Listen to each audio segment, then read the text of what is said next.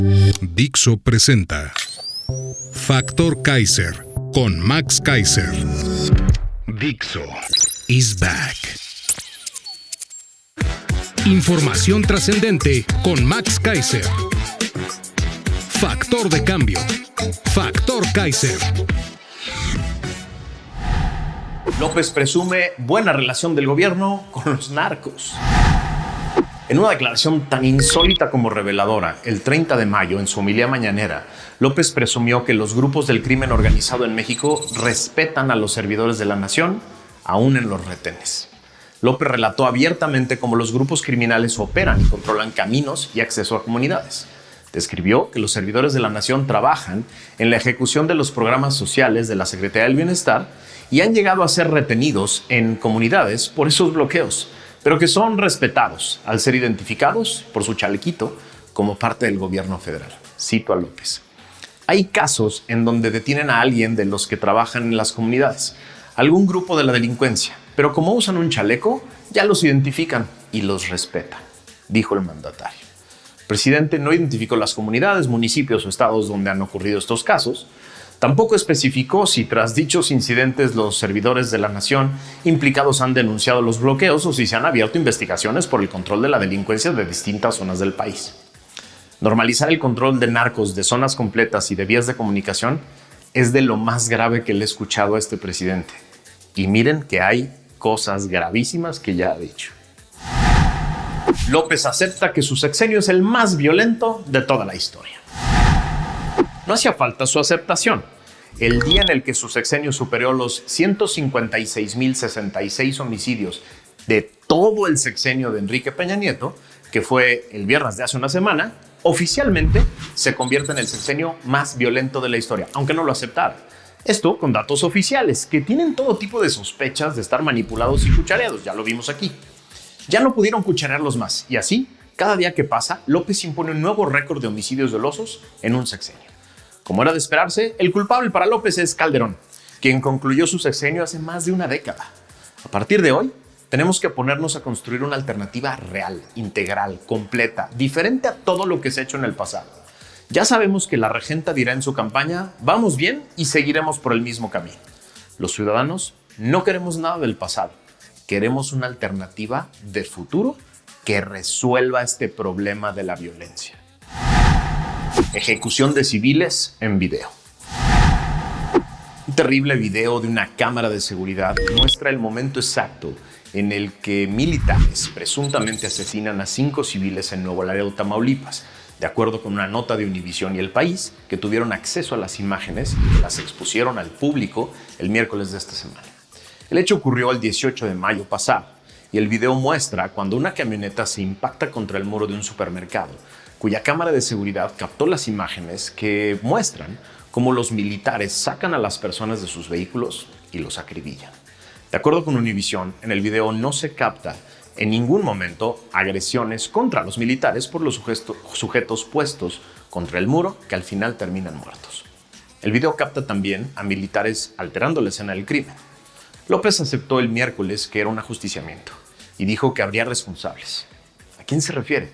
¿A los responsables de poner a los militares a ocuparse de todo tipo de tareas de seguridad pública? ¿A los responsables de la política de militarización total de la seguridad? ¿A esos responsables se refiere, presidente, o solo a la tropa? Espero que los mexicanos no nos acostumbremos jamás a estas escenas y nunca nos conformemos con el simple ajusticiamiento de los miembros de la tropa que no deberían de estar en esas tareas. El crimen organizado presente en el 81% del país. Gracias a un muy completo y aterrador artículo de Héctor de Mauleón en El Universal, nos enteramos de un dato espeluznante. La presencia del crimen organizado en México se extiende a lo largo de 1.59 millones de kilómetros cuadrados, exactamente el 81% del territorio nacional, en donde 108 millones de mexicanos viven en riesgo potencial. Según AC Consultores, que hizo el estudio, en el país existen 175 organizaciones criminales. Encontró que las garras de los grupos criminales se han hecho presentes en el país por medio de ejecuciones, masacres, narcomantas, extorsiones, secuestros, videos amenazantes e incluso asesinatos de policías, políticos y funcionarios.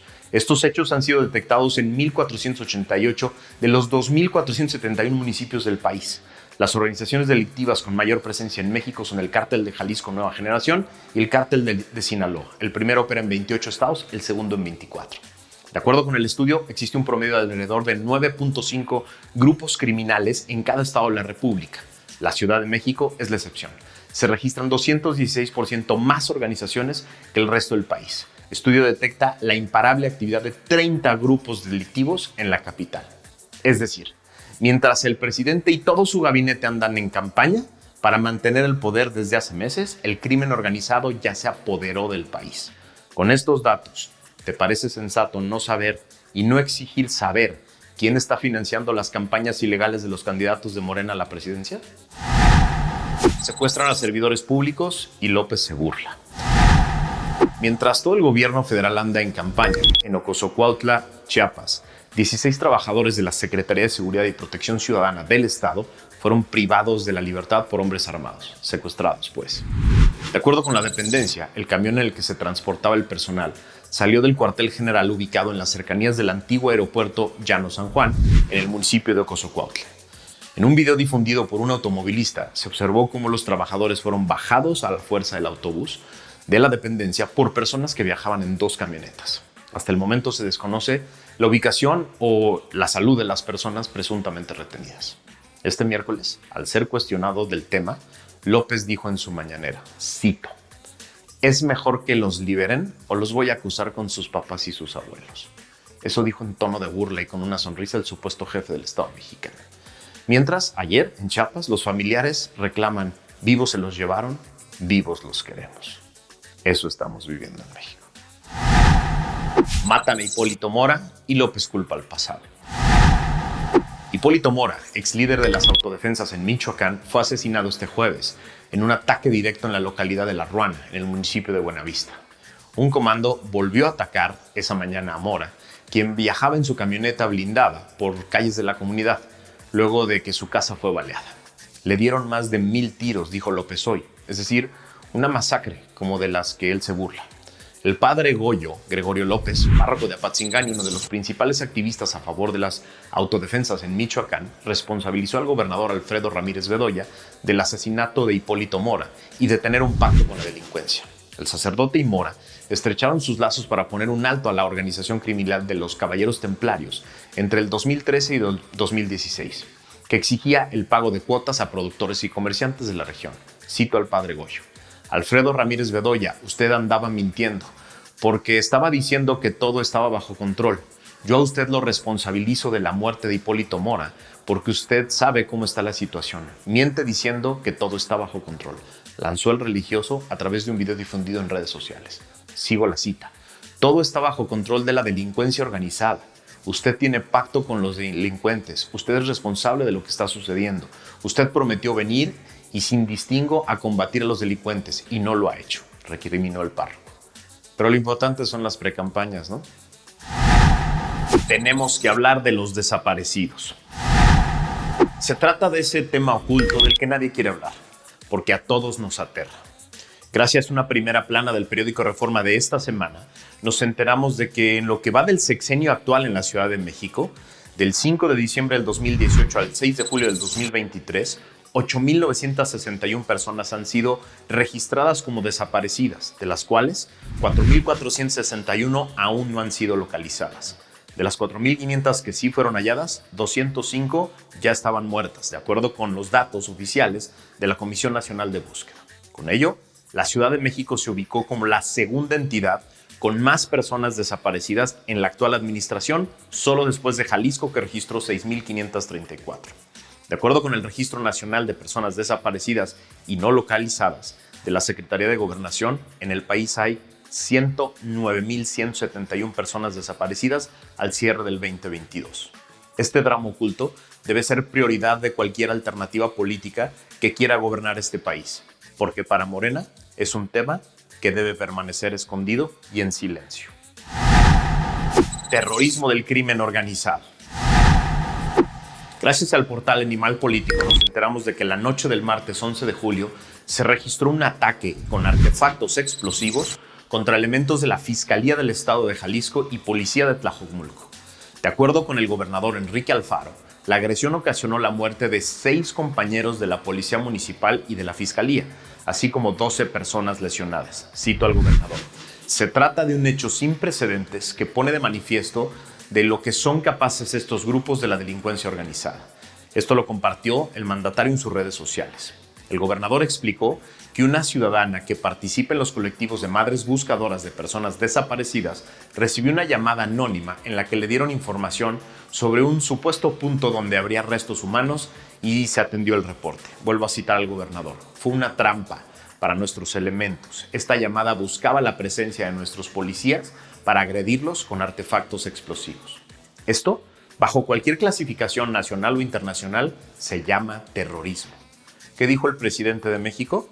Literal, lo cito, no exageren, no magnifiquen.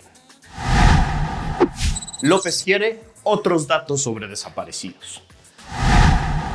Hace algunos episodios hablamos de las dudas fundadas que tenía la organización Causa en Común sobre la metodología para identificar a personas desaparecidas y sobre la posibilidad de que ahí estaban miles de personas que debían estar en la terrible cuenta de homicidios dolosos que ya pasa de 160,000 y que genera un nuevo récord diario.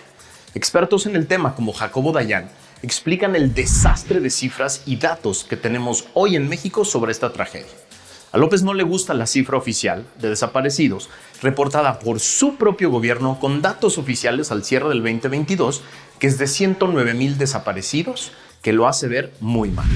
Por eso, anunció que mandará a su ejército de cuervos de la nación a levantar un censo del bienestar para que la cifra no se vea tan trágica. Es decir, lo que menos le importa es ayudar a las miles de madres que recorren todo el país desenterrando huesos para encontrar a los suyos. No le importa conocer el tamaño real de la tragedia, ni tratar de resolverla. Lo único que siempre le importa es su imagen y su discurso mentiroso de los problemas reales que se ocupan otros. Récord en remesas, lavado de dinero. Desde el mes de abril de este año platicamos aquí en Factor Kaiser de las serias sospechas sobre la utilización de las remesas como un mecanismo masivo y sistemático para lavar dinero del crimen organizado. En una nota del Reforma de abril de este año, se decía que la salida de Banbienestar del servicio de envío de remesas pudo ocurrir ante la sospecha de ser blanco de operaciones de lavado de dinero, como lo advertía un estudio elaborado por la agrupación Signos Vitales. El análisis resalta el crecimiento del envío de dinero de Estados Unidos a México de 31,000 millones de dólares en 2018 a 58,000 millones en 2022, un aumento del 84.5% nunca antes visto. En este lapso aumentaron en 278% las remesas procedentes de estados que antes no figuraban como enviadores de remesas dada su poca población mexicana, como Idaho, Maine, Minnesota, Montana, New Hampshire, Dakota del Norte, Tennessee y Utah. En una columna de Jorge Castañeda, escribe que de acuerdo con la nueva encuesta nacional de ingreso y gasto en hogares, 1.7 millones de hogares o 4.5% del total recibieron remesas. Al contrastar esta cifra con los 58,000 millones de dólares de Banjico, se podría deducir que el hogar promedio receptor de remesas ingresó 34,000 dólares. Esto los posicionaría entre los hogares más ricos de México, que no es el caso. Algo muy turbio, raro y peligroso está pasando con las remesas.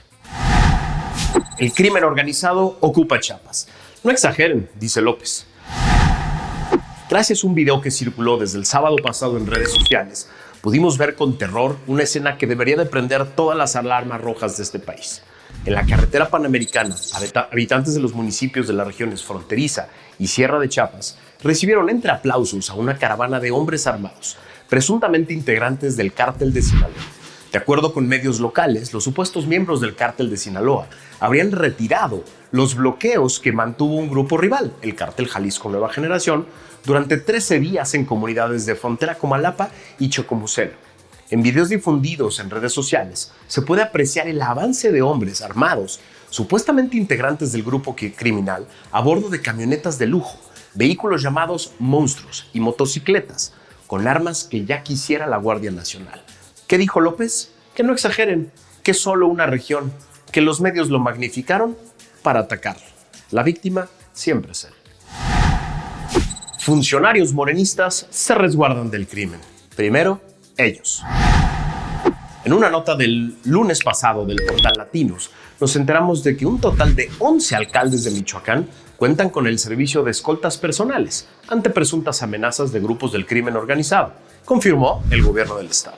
En otra nota del 28 de agosto pasado, en el portal Eje Central nos enteramos de que el jefe de escoltas de seguridad de aquel infame Mario Marín y Adolfo Caram, responsable de la detención y tortura de Lidia Cacho, ahora fue contratado para cuidar en sus giras por Puebla al diputado morenista, coordinador de la bancada y precandidato de ese partido a gobernar ese estado, Ignacio Mier. En otra nota de Telemundo del 13 de junio de este año nos enteramos de que la alcaldesa de Tijuana, Montserrat Caballero, reveló que se muda al cuartel militar en la ciudad tras una recomendación de la Guardia Nacional luego de recibir amenazas. En otra nota de Latinus del 17 de septiembre de este año, nos enteramos de que en 2023 y 2024 Petróleos Mexicanos piensa gastar hasta 832 millones de pesos para que sus directivos viajen en camionetotas blindadas capaces de resistir ataques con granadas y fusiles militares. ¿A qué le temen en Pemex? En otra nota del 2 de julio de este año, gracias al portal Latinus, nos enteramos de que los familiares de Andrea Chávez habían utilizado un avión privado presuntamente de las Fuerzas Armadas el día que la diputada morenista presentó su primer informe de actividades legislativas de la Cámara de Diputados en un evento en Chihuahua en enero pasado. Niegan la inseguridad, pero son los primeros en resguardarse de ella. A nosotros, los simples mortales, que nos cargue el payaso. Estados Unidos asegura que en México sí se produce fentanilo. Durante el diálogo de alto nivel en seguridad entre México y Estados Unidos, se abordó el tema de la producción de fentanilo, en la que funcionarias mexicanas ofrecieron muy distintas versiones. Funcionarios de México y de Estados Unidos claramente chocaron respecto al tema de la producción de esta droga, aunque luego se hayan tomado la foto entre risas. Durante la conferencia de prensa que se llevó a cabo tras el primer día de diálogo, Rosa Isela, secretaria de Seguridad de México, reiteró que en México no existen laboratorios de fentanilo y que únicamente llegan pequeñas cantidades al territorio para después ser exportadas. Mercy Garland, fiscal de Estados Unidos, insistió en que los cárteles mexicanos sí producen la sustancia. Dijo, cito, esta cadena empieza con las empresas en China que producen los precursores químicos. Luego los cárteles de Sinaloa y Jalisco que están produciendo el fentanilo y lo están traficando, esto lleva a lo que cruza por la frontera. Así lo dijo. El obradorato le está dejando muy poco margen al gobierno de Biden para seguir siendo amigos en el tema. Pronto, cuando empiecen las campañas en Estados Unidos, este tema va a explotar de manera demencial. La fiscal de Claudia entrega 99% de impunidad y quiere repetir. Gracias a un reportaje del portal Animal Político de esta semana, nos enteramos de que Ernestina Godoy, la fiscal amiga y consentida de Claudia, quiere estar en la Fiscalía de la Ciudad de México por 4 años más, a pesar de que su gestión al frente de ese órgano ha sido un desastre, marcada por acusaciones de uso político de la justicia y el índice de impunidad más vergonzoso posible, que es del 99.1%.